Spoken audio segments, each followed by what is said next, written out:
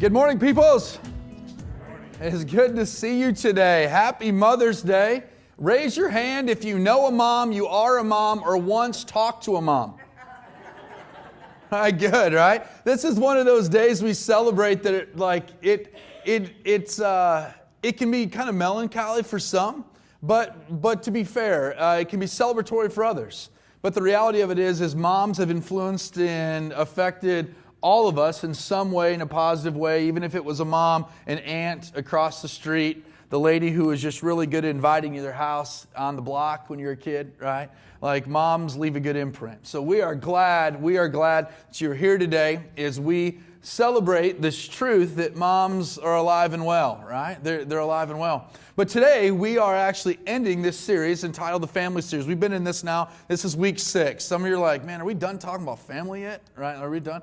We're actually week 6, and we're going to do something fun today.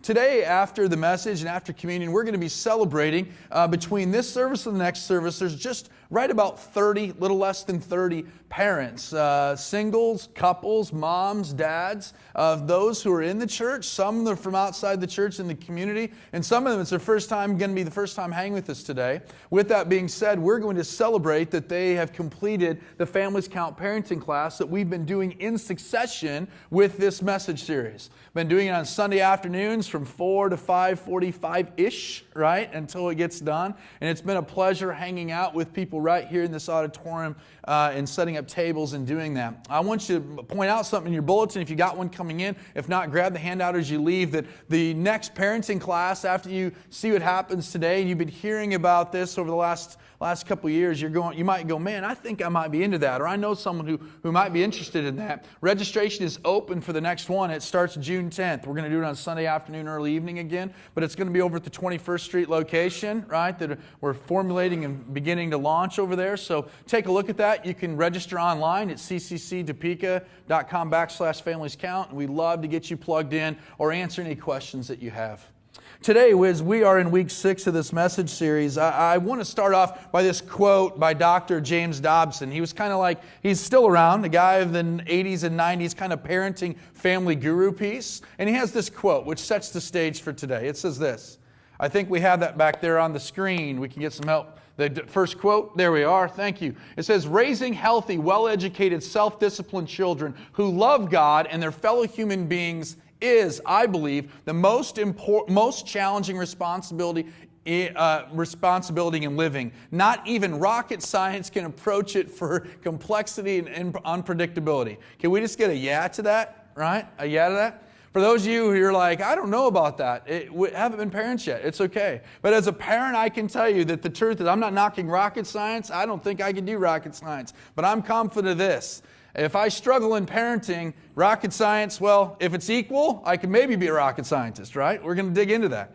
And so today as we look at this, we're going to see that as we looked at through this series, is that family can be complicated, right?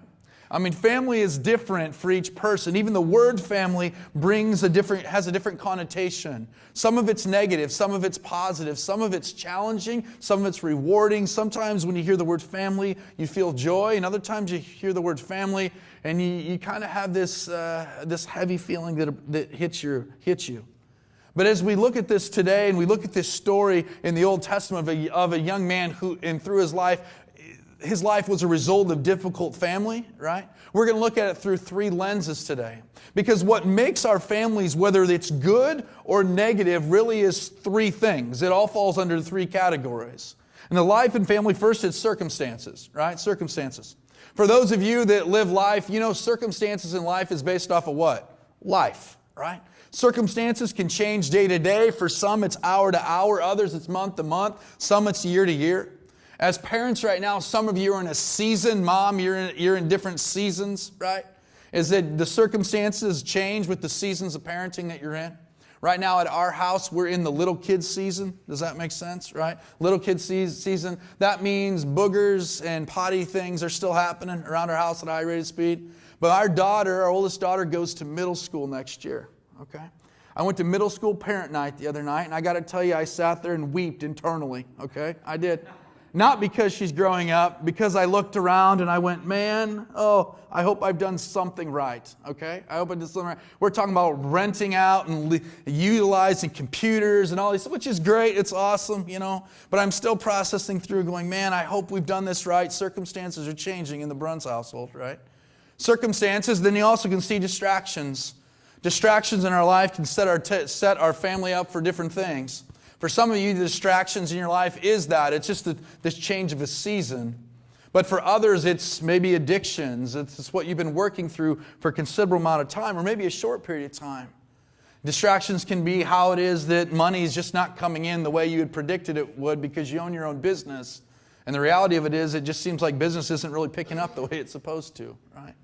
Maybe your other distraction is as simple as just that flat tire when you go out to flip the car on and you go, man, you hear the wobble, wobble, wobble as you get down the road, and all of a sudden it's that flat tire. And guess what you do not have in the trunk of your car? That donut, right? And distractions can derail us at a high level or at a low level. But then last but not least, and where it's very heavy, is what also is choices. Choices is the one thing in your life and in my life, as in our family life, that we can control. Just nod in that, right? You can control your choice. Culture is going to tell you that that's not necessarily the case, is that it's supposed to be someone else's problem all the time, right? But in our life, the reality of it is that sometimes there's circumstances and distractions and even choices of others that, it impose upon us in a negative or a positive way. But we can control the choice which we make. We can control the choices which we choose. And today we're going to look at this through this lens of how it is that we can see circumstances and distractions and choices. It all plays out to, consequences in the end. If you would, grab your Bibles or devices and turn to Genesis chapter 37. We're going to kind of skim over a few scriptures as we get into the story today. There's this guy named Joseph. You ever heard of Joseph in the Technicolor Dreamcoat? That's Broadway's version, right? Joseph in the coat of many colors. It's the story of this guy named Joseph who had a dad who also had his dad had a brother. And if you read that story previous to Joseph's story, you can understand why there's a little dysfunction happening within the family. The reality of it is that all the dysfunction falls underneath circumstances, distractions, or choices one way or another. But for Joseph, the story in short is that he is a brother one of 12, right? 12 is a good number of kids, right? Not to mention just brothers. And all of a sudden, he has this dream one day, as any younger brother would do, you want to share that with your dad, and you want to share that with your siblings, especially this dream. The dreams were the fact that there was this idea that others were going to bow down to him or bow down. And all of a sudden, Joseph goes and shares this with his brother, and he shares it with his dad. And we see in Genesis 37, 10 through 11, their reaction. He says, went to Joseph. When he told his father as well as his brothers, his father what? His father rebuked him and said, what is this dream you had? Will your mother and I and your brothers actually come and bow down to the ground before you? His brothers were jealous of him. Raise your hand if jealousy is an issue in some way. Don't raise it real high, okay? But his father kept the matter in his mind. Right? So all of a sudden Joseph shares this story, and notice there's a couple things that jump out. Number one is that his father rebukes him. His father rebukes him. I don't know about you, but there's been times I've gotten after my kids and told them to stop it, knock it off, that's silly, quit it.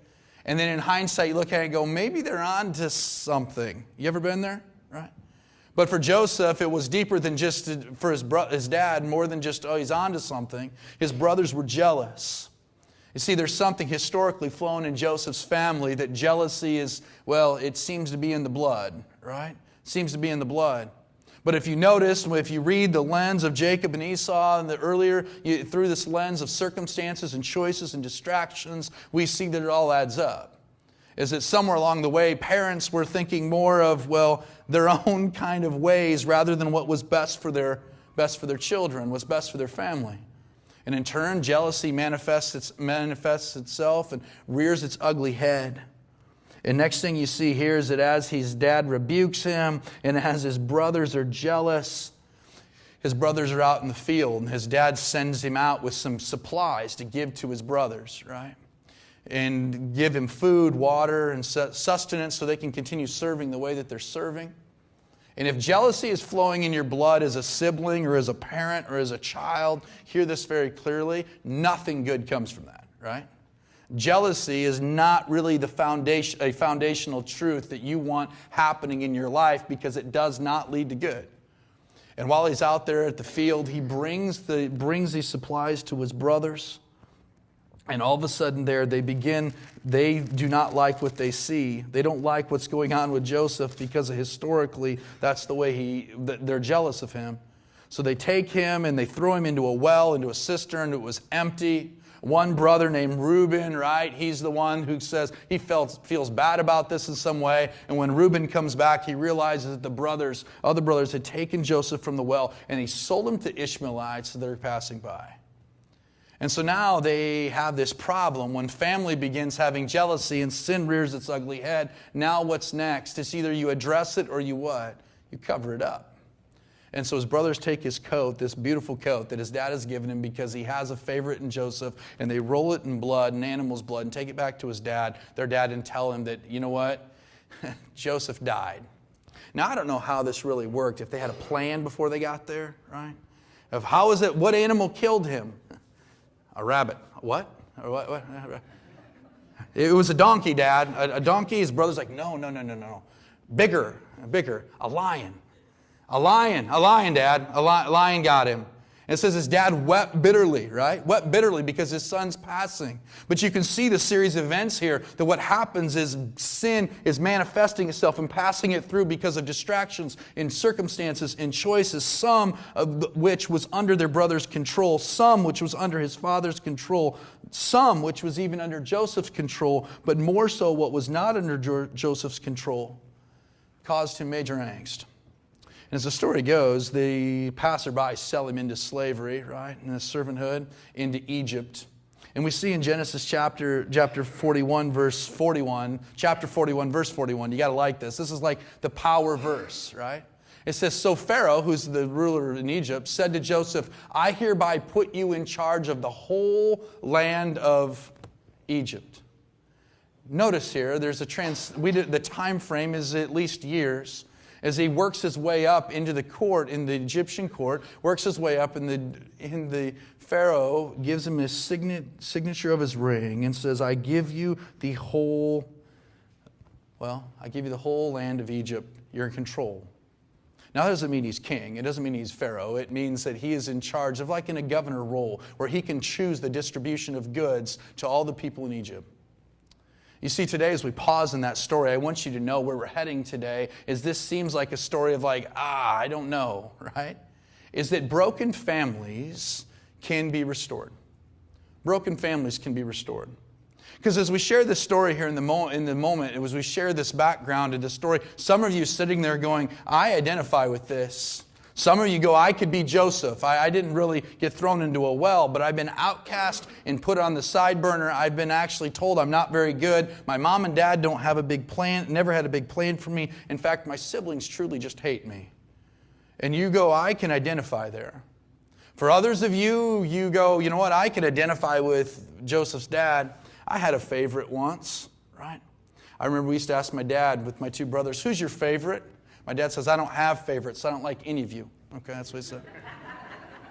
I used to think it wasn't very nice. It was a safe answer, right? So I just want to let you know I am his favorite. I'm confident of that, right? And my brothers think they are too, so it works out pretty well. But the reality of it is, for some of you sitting here, you've had favorites or you've shown favoritism. You've had the brokenness with your child. And you can understand what it's like to be Joseph's dad, sitting there in the moment going, man, what if I just would have done this differently? What if I would have done this differently? Maybe I would get to see my son. You see, because in Genesis 42, verse 8, there comes this moment of time where the brothers, there's a famine that goes across the land, right? And Jacob says to his brothers, to his sons, Joseph's brothers, he says, I don't know why you keep sitting here. This is Nate's paraphrase. I heard that in Egypt, they have extra food, right? Now, I want to unpack that a minute. I don't know if the brothers were hesitant to go because they had this feeling they were going to run into someone they didn't want to see, right? Or maybe it's they didn't know Joseph was even really there, most likely, but it was the fact that it mustered something inside them of an emotion that they had been covering up for a number of years now. And all of a sudden we see that there's time comes with this famine, and they go to Egypt, and guess who's in charge of all the goods? Remember this? Joseph. And so in chapter 42, verse 8, it says this: although Joseph recognized his brothers, I want you to read this last part with me, church. They did not recognize him. Have you ever had that moment where you're in the store and you go, they look familiar, right? Have you ever had that moment? But have you ever had the moment when someone walks up to you and says, hey, how are you, and starts talking to you, and you have no clue on this side of heaven who they are? That happened to me a few weeks ago when I was at Walmart. Bless the dude's heart. Seemed like a nice younger kid. Came up, starts talking to me, and made it even worse. He called me by my name, Nate, right? Hey, Nate, how are you? Shook my hand. I'm like, good. I want to let you know, if I call you sir or ma'am, I'm not just being respectful. I don't remember your name, okay? And the moment there is he's talking to me, and I'm thinking, I don't know this. I don't know him. He doesn't even look familiar to me, right? And it wasn't being rude. I did eventually figure out who he was. He actually came to a parenting class a couple years ago. Like, I recognized him after he kind of shared with me without making it uberly awkward. I asked a few questions. But for Joseph's brothers, they go there that day, and they do not recognize Joseph. Now, I don't think it was necessarily awkward for them. But for Joseph, it's a line in the sand. It's a moment in time where transformation can truly happen through the power of God in his life. Because standing in front of him are not just someone who beat him out to the Easter eggs at Grandma's Easter egg hunt, right? It's not the guy standing in front of him who just got to use the car more than they did growing up. It's siblings who truly took him, sold him into slavery, and pretended he was dead, and told their father a bucket full of lies. You see, circumstances and distractions and choices, they all come to be real right here in this moment. And Joseph has a choice at hand. And those of you who've read a little bit in the Bible, you know what that word is we're going to say that he has in the moment right there that could either turn the ship towards good and healing, or allows him to live in the point of distress and heartache. And that word is what? Forgiveness.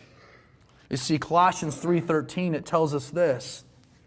It says, bear with each other and forgive one another. For if any of you has a grievance against someone, forgive as the Lord forgave you. Quick little gut check. Did God forgive you this morning yet? Right? Well, let's just back up a little bit, all right? So we get our pride out of the way. Do you need God to forgive you yet this morning? Right? Right? You see, because here's the truth that we'll look at today is that forgiveness is essential for restoration in your family. Forgiveness is essential for restoration in your family. And in that moment, Joseph makes a choice. Remember this, circumstances, distractions, and choices. He makes a choice to forgive. Now, if I'm Joseph, I just want to confess to you, I don't know if I could do it. Right?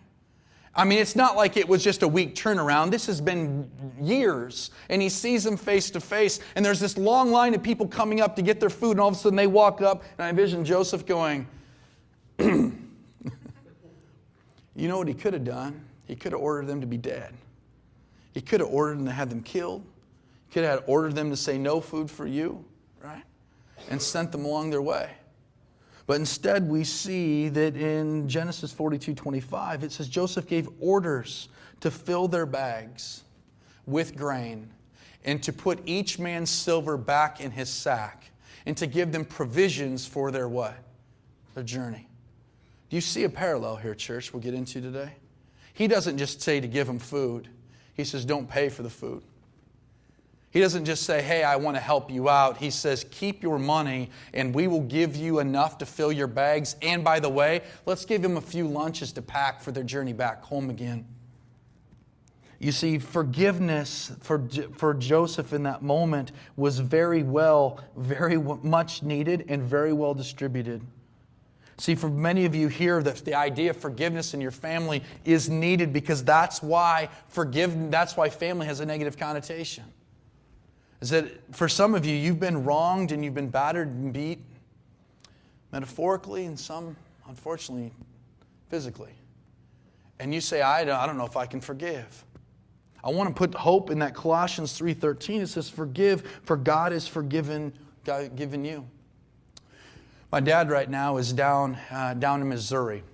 His father lives down there. I've mentioned about my grandpa before. If you know the guy, Danny DeVito, the actor, that's what my grandpa looks like, okay? No joke, right? Same height, could be the Penguin, just needs an outfit, right? That's what And I tell you, the reason I'm passionate about this series and passionate about what we're going to celebrate with parents coming up here in a little bit is because my dad had to make a choice with his family to say, we're not going to be the way I was raised, right? I mean, my dad has a lot of forgiveness that he's had to distribute to his mom and to his dad in ways I don't even fathom and I can't truly understand.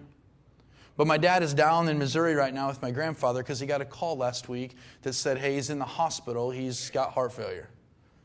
Now you have to understand something. My grandfather, being just a salt-of-the-earth dude, can I put it that way, right? He puts a lot of stock in tools and Christmas decorations for the yard. That's the way I can describe it, right? So he's got two sheds full of tools that most of us wouldn't even know what they're for, but he could tell you what they're for, and they're not cheap, right? He also has a plethora of Christmas decorations. When I went down to visit him a few years ago, he asked if I wanted any Christmas decorations, and I got to be honest with you, my wife loves Christmas decorations. I'm kind of more of the guy that's like, let's celebrate in our heart, okay? Let's do it that way. And I remember, I said, well, Grandpa, I don't know. I mean, I guess we could take some. He opens the garage door. There's Rudolph, there's Dancer, there's Prancer, there's Vixen, all lined up in plastic lit form, right? He's got enough lights that would make Griswold covet my grandpa's decorations. But my dad is down there. He left on Friday after work. Get a call from my mom, and Dad was waiting to see when to come down. It's a 9-hour drive for my dad from Cedar Falls down to there. He leaves at 5 o'clock at night, drives straight through with a bag of candy and some sweet tea. And guess what he's going down to? He's going down to help my grandpa find an assisted living place. Hear this. Clean up my grandpa's mess, right? Work with the kids who are actually my dad's step-siblings, but not really step-siblings because they have stake in the game. And not having a place to stay, he goes and stays with people that are supposed to be family, but not necessarily really family. And to be with my grandpa, who quite frankly right now doesn't want to go do anything. He's in control, right? And with the love that's inside, and I believe only comes from Jesus, my dad's able to set aside the last 57 years of his life and work through it and say, you know what, I'm going to go serve my dad. And why does he serve his dad? Because the reality is forgiveness is essential for restoration in your family. Now, I'd be lying if I told you that I believe my dad has got it all mastered, right? I'm sure as he's driving down to Missouri at the time, he's thinking of 9 ways to get out of it. I would be, right? He's probably trying to figure, how do I go stay in a place that we can't stay in because it's not healthy for my dad to stay in? How do I stay there? So my dad has 2 vehicles to figure out what to do with, a house, what to do with, tools and Christmas decorations galore. But all the while, the way he's able to muddle through it and work through it is by the grace of God and knowing that forgiveness is essential for restoration. You see, today I wanted to leave you with this truth, this celebration, if you will, is that restoration in our family is not something man conjured up, right? Didn't first come when Joseph had his brothers standing in front of him. But rather it's the narrative through the Old Testament and even into the New Testament of God's plan for restoration for us with Him relationally. And I want you to hear this today, that God restores the broken. Not possibly, not maybe. His heart beats for those who are far from Him. I want you to look at the person next to you. If it's your first time here today, we love you. Just roll with me, all right? Look at the person next to you and say, I was far from God. That was overwhelming, all right? Now I want you to know something. Guess what? If you were far from God, that means you're not now, right? But if you are far from God, God is looking to do a healing of the broken in your life and in your heart. For Joseph's family, it took him proclaiming and saying, I'm going to forgive, so that God could do a work in him. Because man's brokenness is not because of God, but because it's a result of sin. And the reason you were far from God at one time and I was far from God, or the reason you feel like you're far from God now, is the reality of it, it's because of sin in your life and sin that's in my life. There's this verse you've probably seen a million times on people's eye black that play professional football, or the sign in the background, the guy has it up, and you probably can quote it even if you don't know Jesus, but it's John 3:16, and it says this. It says, "For God so loved the world that He gave His one and only Son, that whoever believes in Him shall not perish but have" what? Eternal life. There's a few words we can read over that, very cliche. There's people can spit it out. There's a few words in this passage I think merit just a few minutes of our time. Is that it says this, that God so loved the world. The reason why Joseph's family was jacked up is because they had a jacked up view of love. Do you hear that? The reason favoritism was a problem is because they were trying to gain the love from others in their children that only God could give them. So the love that God has for you is not rivaled by any earthly relationship, and it's not rivaled even by the best Mother's Day gift. Moms, hear that. Now, if you don't know what the best Mother's Day gift is, just ask another mom, okay? All right, ask what that is. But the world, and it says the world that He gave His one and only Son. Do you notice what's interesting here in this parallel story of Joseph and Jacob? That it says Jacob's heart, what? Broke. He wept bitterly when he lost his son. Do you know that God sent Jesus to this earth willingly so that you and I could have relationship with Him and through Him? And these last two words we want to see, and it says, "For whoever believes in Him." That word belief isn't like, I think we're grilling out today because it's Mother's Day, right? I believe the meat will be decent. That belief is a deep-rooted trust and a hope that we place in the only in God. It rivals everything else. And says, "You shall not perish but have eternal life." We'll all die a physical death. But for Joseph and for you and I and all that place their hope in Jesus, it says we'll not die a spiritual death, but rather live with God forever. Can we laugh a minute real quick? I remember talking to a guy a few years ago who says, "I don't know what heaven's going to be like, but I hope the music's quiet," right? I want to tell you, this is free. It's going to be stinking loud, right?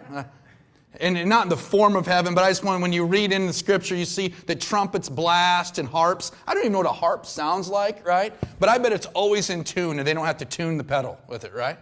When trumpets blast, it's not going to be, right? It's going to be proclaiming big and huge because we're in the presence of God. You see, in Revelation 3, yes, we pulled out Revelation today. It tells us about that relationship that broke, the result of a repair, that broken relationship. In Revelation 3:20 tells us this. It says, "Here I am." This is what John's vision was, the revelation that God gave him. It says, "Here I am, I stand at the door and I knock." And this is Jesus saying, if anyone hears my voice and opens the door, I will come in and eat with that person, they with me.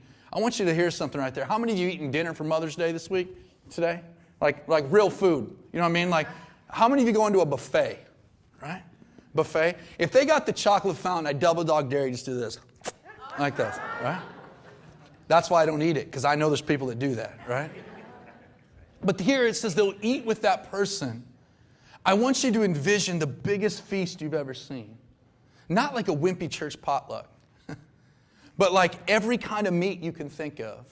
The dessert table's in front of the main course, and you don't even have to take vegetables. And it's a metaphoric setup of what God is saying He desires of a relationship, of fellowship through Jesus Christ with Him. Do you hear that? Is that it's not like you wait and knock and then all of a sudden we get to heaven, there's a big banquet feast. In fact, what it says is if we knock and say yes in the relationship with Jesus, we begin walking with Him, and brokenness is beginning to be repaired in our lives, and we begin having fellowship with Jesus with a banquet, at a quote banquet table that we cannot imagine without God. You see, I say this, is that fellowship with God is what we have as a result of broken relationship with Him being repaired.